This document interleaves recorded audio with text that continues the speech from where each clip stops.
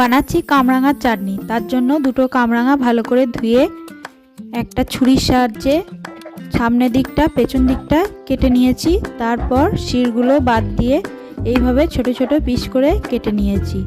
কাটা হয়ে গেলে আধখানা টমেটো পিস পিস করে কেটে নিয়েছি, আর কিছু কাঁচা লঙ্কা 2 পিস করে নিয়েছি। এবার গ্যাসটা জ্বালিয়ে কড়াইটা চাপিয়ে কড়াইটা তেতে এলে দিতে হবে সর্ষের তেল, সামান্য 5 ফোড়ন, 2টো শুকনো লঙ্কা আর হলুদ গুঁড়ো।